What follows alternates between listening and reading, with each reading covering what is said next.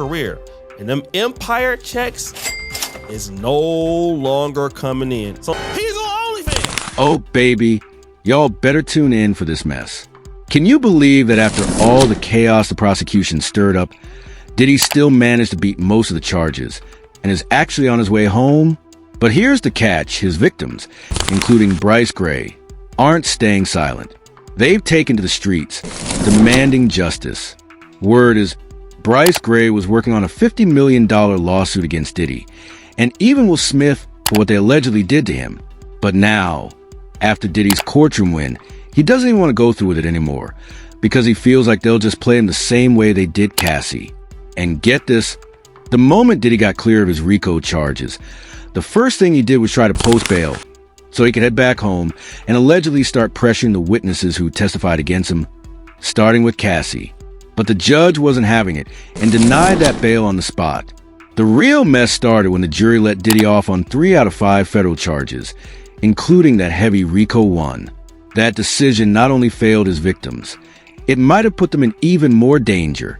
The prosecution dragged a very pregnant Cassie into court to relive serious trauma.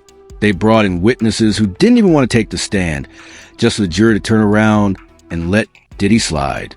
Thankfully, the 2 charges he was convicted on, transporting both Cassie and Jane Doe for, are serious enough to carry up to 20 years in prison.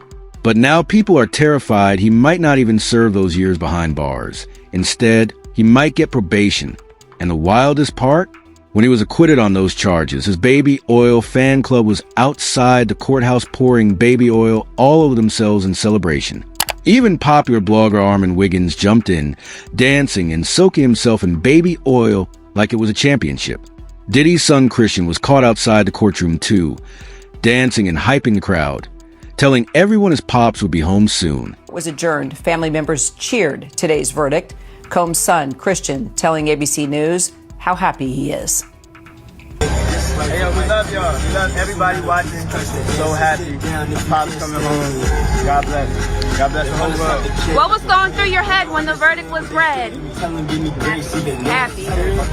But while all that chaos was happening outside the courtroom, Cassie's legal team and the lawyers for other witnesses who testified were behind the scenes working overtime to convince the judge not to grant Diddy the bail he was so desperate for. Their argument? If Diddy got out, he'd immediately try to retaliate against the people who testified against him. In an official letter to the judge, Cassie's legal counsel wrote, "We write as counsel for Cassandra Ventura to respectfully request that the court deny Mr. Combs' release pending sentencing on his 2 convictions. Ms. Ventura believes Mr. Combs poses a significant threat to the victims who testified in this case, including herself, as well as to the public." And the judge didn't hesitate. He was not here for the games. He denied Diddy's bail immediately, citing that Diddy does pose a danger not just to the witnesses who testified, but also to those who never made it to the stand. People who may still hold damaging information he doesn't want out in public. One of those people? Bryshere. As mentioned earlier, the word on the street is that he was also preparing to file a lawsuit against Diddy, but dropped it as soon as the verdict came down. He knew exactly how the system plays out. And let's not forget, Jaguar Wright was the first to spill this particular tea a while back. She didn't hold anything back when she went in on Bryce's mother and ex-manager, accusing them of essentially selling Bryce off to Diddy and Will as some kind of freak-off boy toy. Here's Mom. I'ma kick you in your in and I'ma go to work North Philly style. You and Charlie. You happy now? He's a gay star. Are you happy now, Andy? For a book that didn't sell? I hope that new husband of yours leaves you. And maybe it's time you tell your son why his father is really in jail, his biological father, for all of his life and what you had to do with it. You CI. I'm sorry. That came to me and begged me for my help. I told her to get the away from Charlie. I did everything that I could do to get Bryshere, to help her get Bryshere out of California into Chicago State to be ready for filming.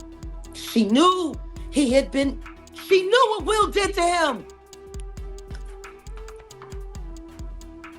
But because of Charlie, see? And Charlie had promised her all kinds of things. And all she had to do was pretend to be a broken down single mom who worked her way up through the ghetto and raised a superstar for television, when the truth is, she wasn't nothing but a dealer's.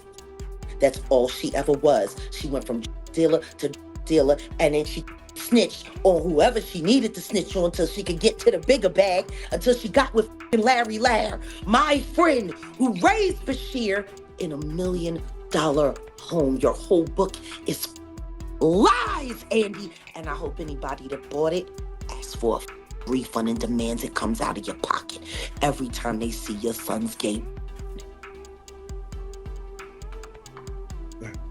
You answer. Jaguar Wright didn't stop there. She also claimed that after Cassie filed her lawsuit, Bryce was actively in talks with attorneys to sue both Will Smith and Diddy. But according to her, things took a terrifying turn. Bryce was allegedly threatened and warned to back off.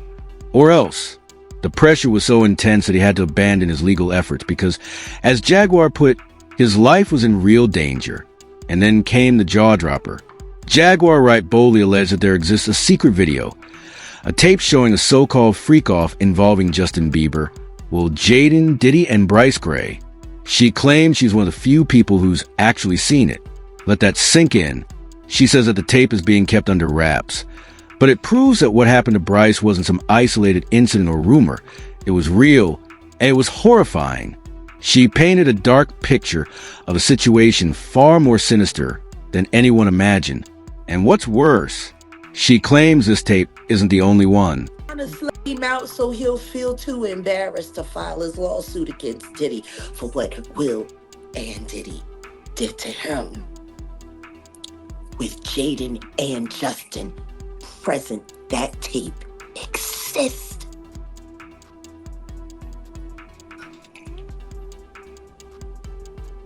Okay.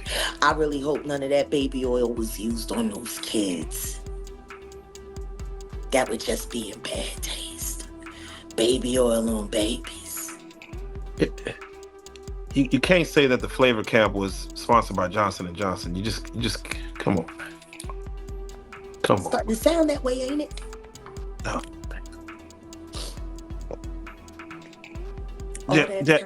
All that talent, and she let Charlie tune that boy up on, knowing that he was bipolar and had ADHD. What kind of mother would do that to her son? Turn him into a prostitute so you could pretend to be something more than what you are, which is nothing more than a filly.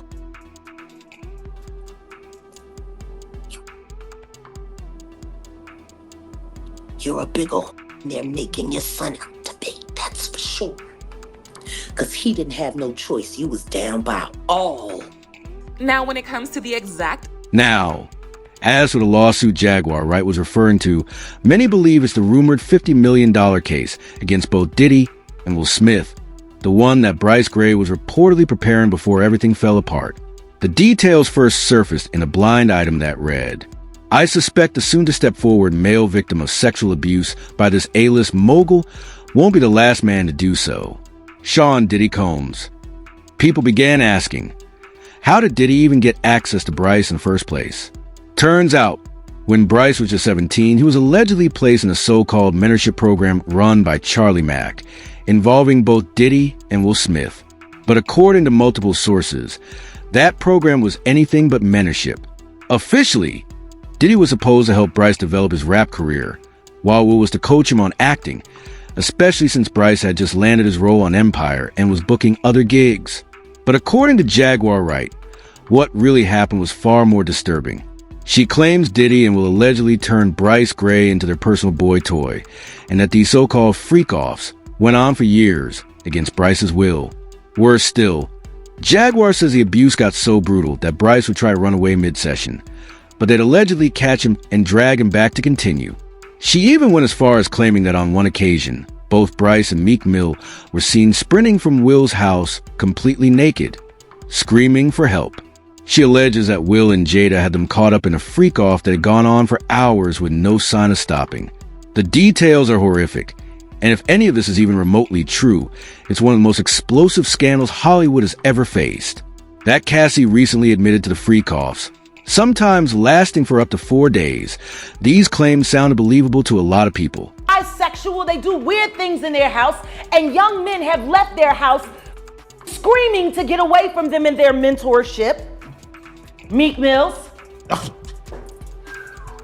Bryshere Gray, left that house screaming.